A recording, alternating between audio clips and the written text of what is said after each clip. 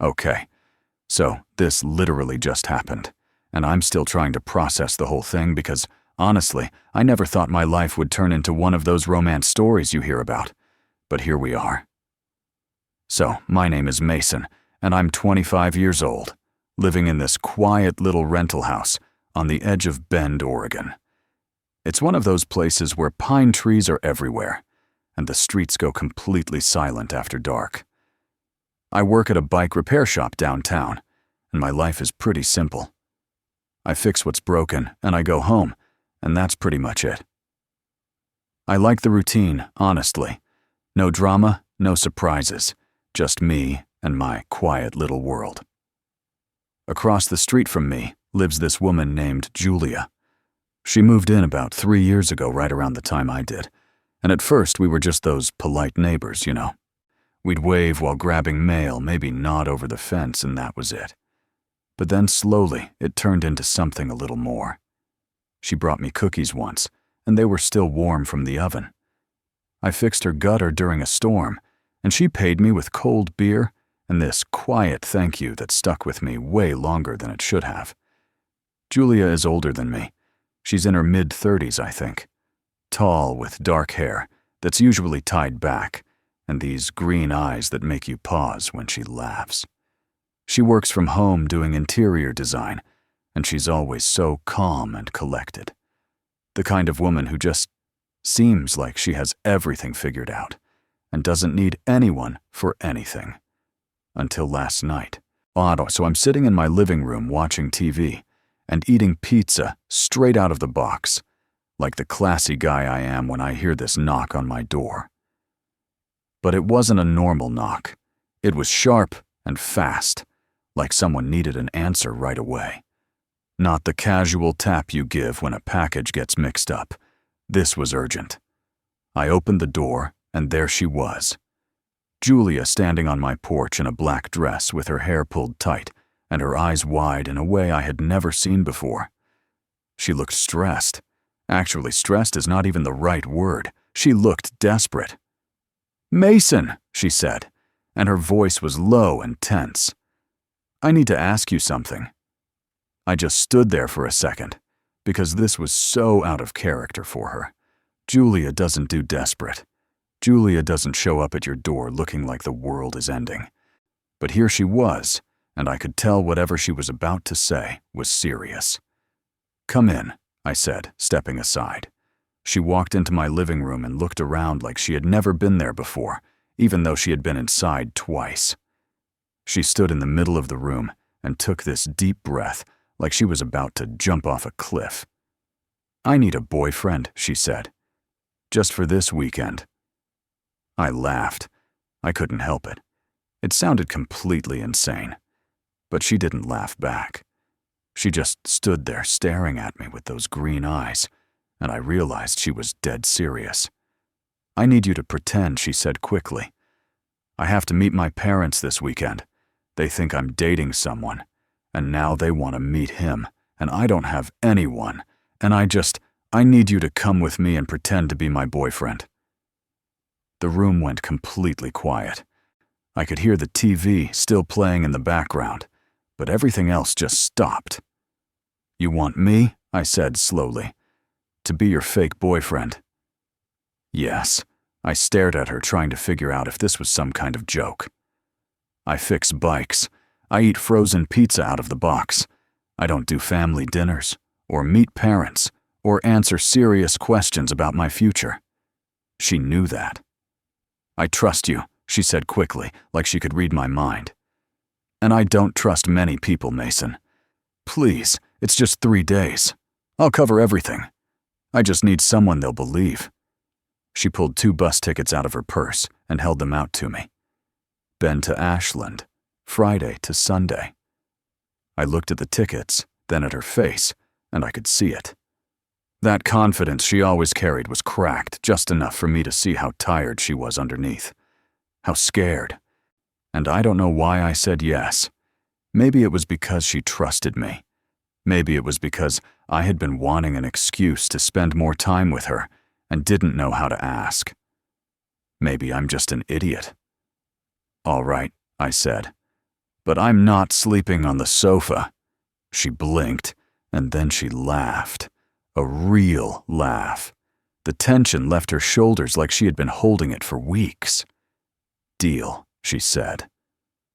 We spent the next hour sitting on my couch making up a story. We decided we had been together for 6 months. Quiet relationship. Both busy with work. That's why her parents hadn't met me yet. She told me her parents' names were Linda and John. Her dad liked fishing. Her mom cried easily. I wrote it all down on the back of a receipt like I was studying for a test. When she finally left, she hugged me fast and tight, and then walked back across the street without looking back.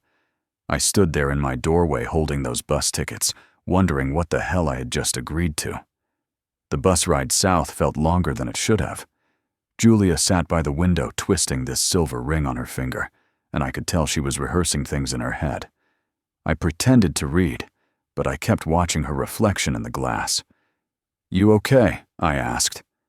"I'm terrified," she said. "Honestly, my dad is going to see right through us." "We'll survive," I said. "It's only 3 days." She looked at me and smiled, but it didn't reach her eyes. When we got to Ashland, her mom was waiting at the station. Linda hugged Julia, and then she hugged me like she had known me for years. "You must be Mason," she said. "You're family now." I glanced at Julia, and she mouthed, "Told you." Her dad was quieter.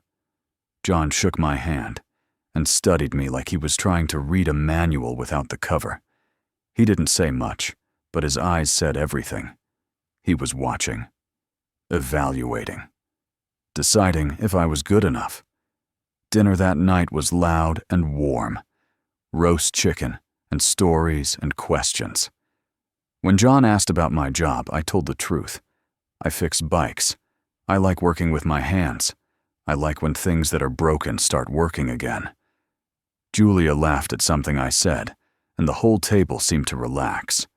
Then John leaned back in his chair and asked the one question I was not ready for. So he said, looking right at me, "When's the wedding?" The room went silent.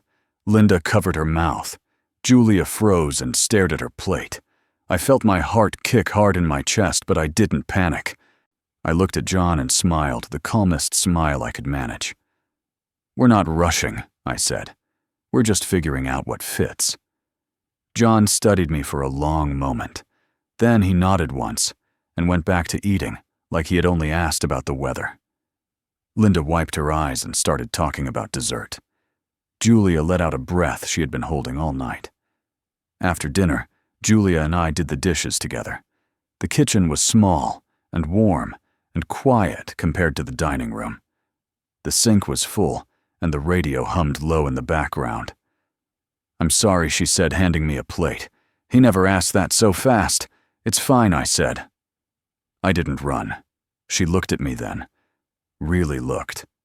"Thank you," she said quietly. Later that night, John announced that the guest room floorboard was loose and needed fixing. He said it casually, like it was just a fact. And so he added, "You two will share Julia's room tonight. Easier that way." Linda gasped. Julia's face turned red. I felt my ears burn. "It's practical," John said. "You're adults." We didn't say anything. There was nothing to say. Julia's room was small and neat. One bed, a window over the roses, a lamp that cast soft yellow light. She handed me a blanket like she was offering peace. "I can take the floor," I said. She shook her head. "We said we'd be believable." We lay on opposite sides of the bed with our backs turned, not touching. The house creaked. The clock ticked. Minutes passed, and my mind wouldn't slow down. "You awake?" she whispered. "Yeah," I said. "This is strange." She rolled over and I felt her breath on my neck. "I hate lying to them," she said. "But I hate disappointing them more." I turned to face her, and our faces were close, and close enough to see the worry in her eyes. "You're not disappointing anyone," I said. "You're trying." She closed her eyes. "I'm tired of trying alone."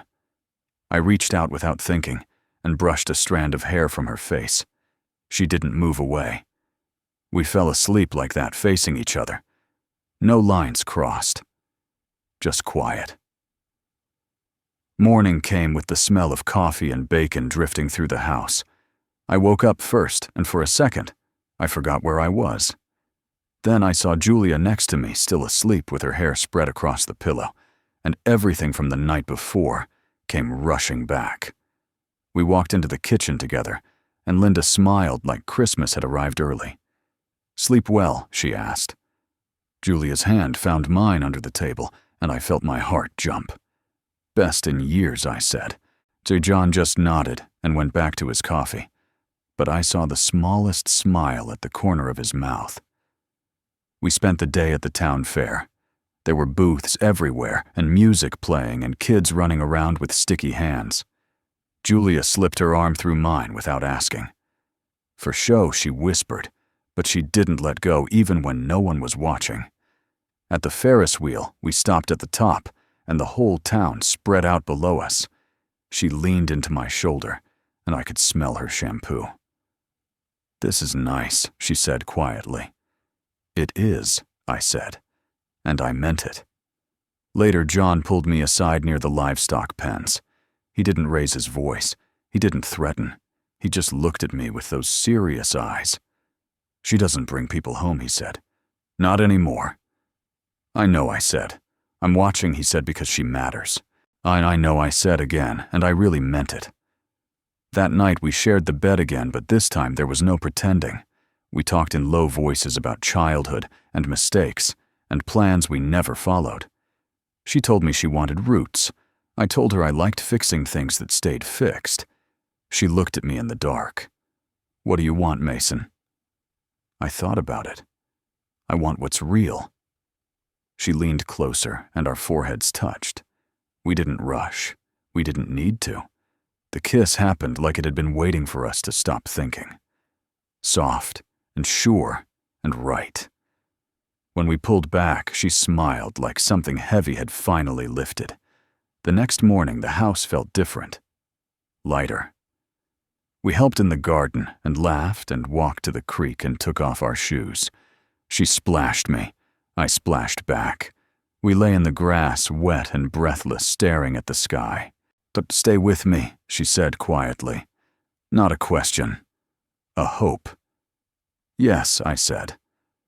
On the bus ride home, she rested her head on my shoulder. When we reached our street, our houses faced each other like they always had. Same distance, but everything felt different now. She stopped at her gate and looked at me. "Dinner tonight," she said. "No pretending." I nodded. "I'll bring the wine." As she walked inside, I realized something simple and terrifying. The weekend was over, but whatever this was had just begun. Monday morning came too fast. I stood in my kitchen staring at the coffee maker like it had personally betrayed me. Across the street, Julia's lights were on. Same routine as always, but nothing felt the same anymore. At the bike shop, I couldn't focus. I adjusted brakes that didn't need adjusting, replaced a tube that could have lasted another week. My phone stayed face up on the counter waiting. The message came just before noon. "Julia, dinner still on tonight. No excuses." I smiled like an idiot in the middle of the shop. That night felt different from the moment I stepped into her house. No nervous energy. No fake story to remember. She wore jeans and an oversized sweater, with her hair down and barefoot on the kitchen tile. Music played low while she stirred sauce on the stove. "You look nervous," she said, without turning. I admitted. "This feels bigger than a weekend." She nodded. "It is." We ate on her couch with bowls in our laps. The TV was on, but neither of us watched it. Halfway through dinner, she set her bowl aside and looked at me. "We need to talk about something," she said. There it was. "Okay," I said. "This can't be a secret," she continued. "Not from my parents. Not from yours. Not from ourselves. I'm too old to play pretend anymore." I leaned forward. Then don't." She searched my face like she was looking for an exit. "I need to know you're not doing this because you felt bad for me." I took her hand. "I didn't cross a state line and face your father because I felt bad." Her shoulders dropped slightly. But she said, "There's something else." She stood and paced the room. "You're younger than me. The town will talk. My parents already have opinions. I don't want to wake up one day and feel like I held you back." I stood too, closing the space between us. "You're not holding me back. You're the first person in a long time who makes me want more." She stopped pacing. "More," what she asked quietly. "More than fixing bikes and going home alone," I said. "More than quiet routines. More than safe." Her eyes filled, but she didn't cry. We kissed again that night. Slower. Deeper. Like we were choosing something instead of falling into it. The weeks after that were not dramatic. They were real. My truck stayed in her driveway more nights than not. She started bringing her coffee mug to my place in the mornings. We argued about dishes and laundry, and which movie to watch. Normal things that felt earned. The town noticed. Mrs. Halverson from 2 doors down asked if we were married yet. The guy at the hardware store winked at me. Julia pretended not to care, but I could tell when it got to her. Then the call came. It was Linda. Julia answered on speaker while we were cooking dinner. So her mom said brightly, "Are you two coming for the fall festival next month?" Julia looked at me. "Yes," she said. "We are." There was a pause. Then Linda's voice softened. "You sound different," she said. "Happier." Julia swallowed. "I am." After the call ended, Julia leaned against the counter and closed her eyes. "I'm scared," she said. "Not of them, of losing this." I wrapped my arms around her. "You're not losing anything." She turned in my arms. "Promise me something." "What?" "If this stops working," she said slowly. We say it out loud. No pretending. No quiet distance. I nodded. "Deal." A week later, her dad showed up unannounced. I was in the yard fixing my truck when John pulled into Julia's driveway. He got out slowly with his hands in his jacket pockets, and his eyes already on me. Julia came out onto the porch and froze for half a second, then walked down the steps. "Hi, Dad," she said. "Julia," he replied. Then he looked at me. "Mason." He didn't smile. We sat on the porch and the air was tense but not angry. He asked about work and the shop and my plans. I answered honestly. I didn't try to impress him. At the end he stood. "I don't like surprises," he said, "but I like what I see." Julia let out a breath she had been holding since he arrived. That night, she cried in my arms. Not from fear, from relief. I think she said between breaths this might actually work. I kissed her forehead. I know. But life has a way of testing things, Jari, when you feel safe. 2 days later, Julia got an email, a job offer, big company in Portland, everything she had worked for. She sat on the edge of the bed holding her phone like it weighed 1,000 pounds. "They want me to move," she said. "In 2 months." I sat beside her and didn't speak. She looked at me with eyes full of questions she was afraid to ask. The room felt smaller after she said it. Portland, 2 hours north, a bigger job, a bigger life. "I didn't apply for it," she said. "They found me. Said I was exactly what they were looking for." "That sounds like you," I said, quietly. She let out a breath. "It sounds like who I used to be, the version of me that kept running." I didn't rush her. I had learned that some moments needed space to breathe. "What do you want?" I asked. She laughed softly, but there was no humor in it. "I want everything, and I hate that it feels like I have to choose." The next few days were careful, gentle. We talked late into the night about fear and timing, and how easy it is to lose yourself trying not to disappoint anyone. One evening we walked the street between our houses, the same stretch of road we had crossed for years without thinking. She stopped under the streetlight. and the glow caught in her eyes. "Oh, I asked you for a favor," she said, "and you gave me more than I ever expected." "You didn't trick me," I said. "I walked into this." "I know," she said. "That's what scares me." The night before, she had to give them an answer. She cooked dinner at my place. We did the dishes together. We sat on the couch. Everything felt painfully normal. "I don't want to lose you," she said finally. I turned to her. "Then don't." She searched my face. "You would come with me. It wasn't a question. I said, but only if that's what you want, not because you think you should." She leaned into me with her forehead against my chest. "I want us," she said. "Wherever that is." The decision came quietly. She turned the job down, not because she was afraid, not because of me, but because for the first time she trusted herself enough to stay. Her parents came for the fall festival. Linda cried when she saw us. John hugged me without hesitation. The town stopped whispering and started smiling. Life didn't turn into a fairy tale. We argued. We compromised.